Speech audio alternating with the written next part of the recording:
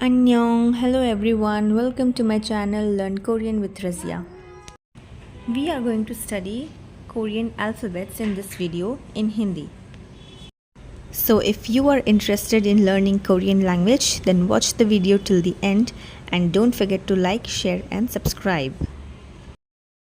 तो शुरू करते हैं आज का लेसन जो कि है हंगल। कोरियन अल्फ़ाबेट्स को हंगल कहते हैं। हंगल में 14 बेसिक कॉन्सोनेंट्स हैं, 5 डबल कॉन्सोनेंट्स हैं, 10 बेसिक वॉवल्स हैं एंड 11 डबल वॉवल्स हैं। अब ये बेसिक और डबल क्या है? इट इज़ नथिंग बट जैसे 14 बेसिक कॉन्सोनेंट्स हैं, those are the main consonants and इन्हीं के दो बेसिक कॉन्सोनेंट के कॉम्बिनेशन से बनते हैं डबल कॉन्सोनेंट्स। वैसे ही दो बेसिक वॉवल के कॉम्बिनेशन से बनते हैं डबल वॉवल्स। तो आज की इस वीडियो में हम लोग करने वाले हैं 14 बेसिक कॉन्सोनेंट्स को cover. Alright, so let's start. तो ये जो आप लोगों को दिख रहा है, these are the Korean consonants, 14 consonants of Hangul. ठीक है, इनमें से ये जो 4 कॉन्सोनेंट्स आपको दिख रहे हैं, these are called the aspirated consonants. Why aspirated consonants is because इसके जो sounds हैं it is more tensified as compared to the other normal consonants. Okay, ये जब हम लोग एक एक करके इसको पढ़ेंगे then we will study कि इसके sounds कैसे निकलते हैं. Okay. Okay, ये है हमारे कोरियन अल्फ़ाबेट का पहला लेटर विच इज़ खियक। ठीक है, ये जो उल्टा एल जैसा कैरेक्टर आपको दिख रहा है इट इज़ कॉल्ड खियक। ओके, एंड इसके साउंड्स होते हैं ख, ग और क। ख से खरगोश, ग से गमला, क से कबूतर। अब आप पूछोगे कि एक ही लेटर के 3 साउंड्स कैसे? Yes, it is possible in Hangal. Okay, and it depends on the position where the letter has been kept. ठीक है, एक लेटर में या एक वर्ड में इस एक सिलेबल का पोजीशन कहाँ पे है, depending on that the sound changes. And for this खियक अल्फ़ाबेट द साउंड्स आर ख, ग एंड क। ठीक है, अब किस पोजीशन में कौन सा साउंड होगा दैट हम लोग बाद में पढ़ेंगे। अभी के लिए इतना याद रखते हैं कि खियक के साउंड्स हैं ख, ग एंड क।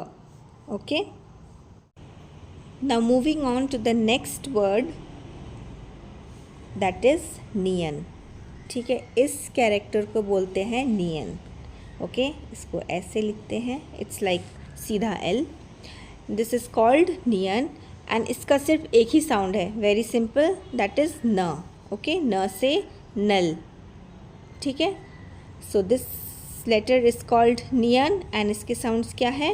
न, एक ही साउंड है न। ओके, उसके बाद आते हैं इस कैरेक्टर पे। ओके, इसको बोलते हैं digeut. This is digeut, it is written like this. Okay, इसके साउंड्स हैं थ, द और त। ओके, अगेन इसका भी जो 3 साउंड्स हैं according to the position where this has been kept in the word, the sound changes to either थ, द और त।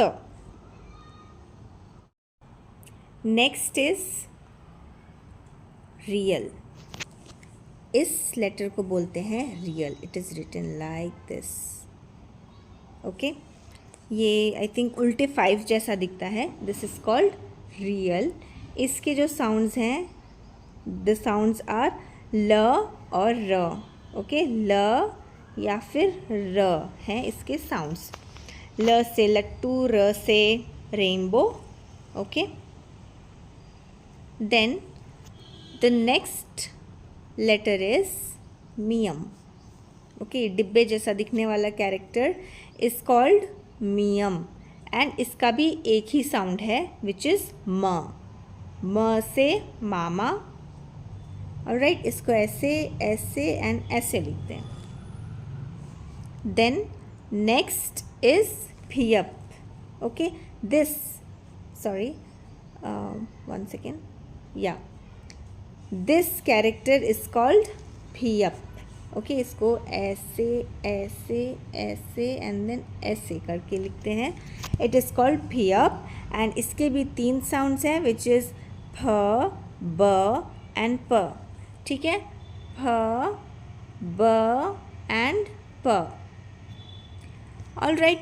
सो एक चीज़ यहाँ पे याद रखने की है कि कोरियन में फ साउंड नहीं होता है. एफ फॉर, जैसे हमारे में एफ फॉर फैन है ना, तो कोरियन में फ साउंड नहीं है, कोरियन में फ है, फ, नॉट फ. So if your name is, so if you want to say fan in Korean, you won't say fan, you will have to say pan. okay, suppose किसी का नाम है fancy, तो उसको fancy नहीं, they will call fancy. So it's like that. okay, now next is shiyat. मैं इस shiyat को I find it very beautiful for calligraphy and all. So this is written like this and it is called shiyat. Okay, and इसके sounds हैं स and त. Okay, स and त. All right. Next is young. ये गोल जैसा character is called young. Simply it is written like this only. एक गोला बनाना है एंड दैट इज़ यंग. इसका जो साउंड है वो है आइदर अंग, ये हम हिंदी में ऐसे लिखते हैं ना, अंग. हाँ, सो यही है इसका साउंड, या फिर ये साइलेंट रहता है. आइदर ये साइलेंट रहता है या फिर अंग है इसका साउंड. जैसे इंग्लिश में एनजी होता है ना, वैसे ही. All right. अब इसके बाद चलते हैं नेक्स्ट पे विच इज़ शियत. ठीक है, इससे पहले हमने जो शियत देखा था इट्स ऑलमोस्ट लाइक दैट, बस इसके ऊपर में एक डंडी है. So it's like this and this. Okay, this is called siot. So इसके जो साउंड, इसके भी 3 साउंड्स हैं, छ, ज और त. मैंने यहाँ पे लिखा है सॉफ्ट, क्योंकि इसके बाद हम देखेंगे कि एस्पिरेटेड छियत भी आता है. ये नॉर्मल छियत है. जो एस्पिरेटेड छियत आता है उसका साउंड ज़्यादा टेंसिफाइड है. स्टार्टिंग में ही मैंने बताया था कि 4 हमारे पास एस्पिरेटेड कॉन्सोनेंट्स हैं. ठीक है, तो ये एस्पिरेटेड नहीं है, ये सॉफ्ट है. इसका जो छ वाला साउंड है वो बहुत ही सॉफ्ट वे में निकलता है, छ. ओके, छ या फिर ज या फिर त. एंड इसके बाद आता है, हाँ, इसके बारे में मैं बोल रही थी कि ये जैसे ये छियत है ना, सेम वैसे ही ये एस्पिरेटेड छियत है. बस क्या डिफरेंस है, इसके ऊपर में एक बिंदु है. ओके, इसको छियत जैसा ही लिखते हैं, बस ऊपर में एक बिंदु दे देते हैं. So this becomes aspirated chieut. इसका जो छ वाला साउंड है इट इज़ मोर टेंसिफाइड, मतलब थोड़ा ज़्यादा ही हवा निकालना पड़ता है मुंह से छ बोलने के टाइम. इट्स लाइक कि अगर आप एक पेपर रखो अपने लिप्स के सामने और छ बोलो तो वो पेपर को वाइब्रेट करना चाहिए, इतना हवा निकलना चाहिए. इट्स लाइक दैट, छ. ओके, एंड इससे पहले वाला जो था, इससे पहले वाला ये वाला जो हम देख रहे थे, इसमें हवा उतना ज़्यादा निकलता नहीं है. If you keep a paper in front of your mouth, वो पेपर वाइब्रेट नहीं होना चाहिए व्हेन प्रोनाउंसिंग दिस छ. इट्स वेरी सॉफ्ट, छ. Okay, try it once and let me know in the comment कि आपका पेपर हिला कि नहीं. ठीक है, अब इसके बाद चलते हैं. एस्पिरेटेड छियत के बाद है, इसको भी खियक बोलते हैं, बट दिस इज़ एस्पिरेटेड खियक. जैसा कि मैंने बताया 4 हमारे पास एस्पिरेटेड कॉन्सोनेंट्स हैं. ठीक है, तो ये वाला जो एस्पिरेटेड खियक है ये नॉर्मल खियक का एस्पिरेटेड वर्जन है, you can say that way. ठीक है, तो पहले हम लोग नॉर्मल खियक जैसे लिखते हैं वैसे इसको लिखेंगे एंड बीच में एक डंडी दे देंगे तो इट बिकम्स एस्पिरेटेड खियक.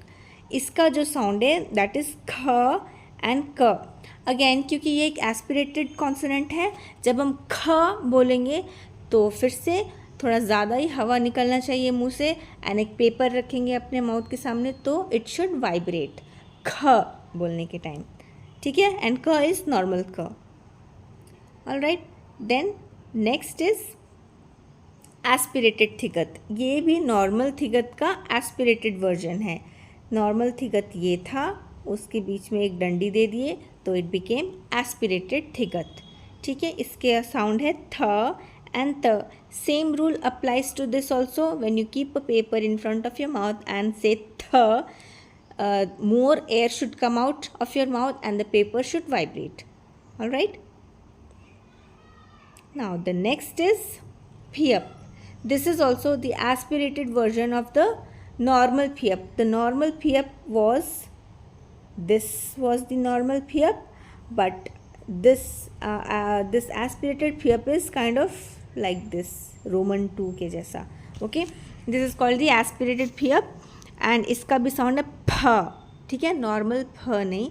नॉर्मल फ में ज़्यादा हवा नहीं निकलता है, बट फ बोलने में इट्स मोर टेंसिफाइड. सो फ एंड प is the sounds of this aspirated phiap. Then moving to the last consonant which is hieut. ठीक है, इसको ऐसे लिखते हैं, दिस इज हियत. इसका जो साउंड है इट इज़ ह, हिंदी वाला ह एंड त. ह से हवा, ओके, हवा हवाई, एंड त इज द साउंड. तो बस गाइस, आज के वीडियो में इतना ही था. आई होप आप लोगों को ये वीडियो अच्छा लगा और कोरियन पढ़ने में मज़ा आया. प्लीज़ मुझे कमेंट करके बताइए कैसा लगा आप लोगों को, because I'm just a beginner and I want your feedback to learn and improve more. And also please let me know कि next video आपको कौन सी चाहिए. Of course I will be making a video for vowel also, and also कि consonant का किस position में क्या sound है, इसका वीडियो मैं नेक्स्ट बनाने वाली हूँ. इसके अलावा भी आपको कैसे कैसे वीडियोस चाहिए, please do let me know in the comment box. Thank you for watching and please don't forget to like, share and subscribe. Annyeong.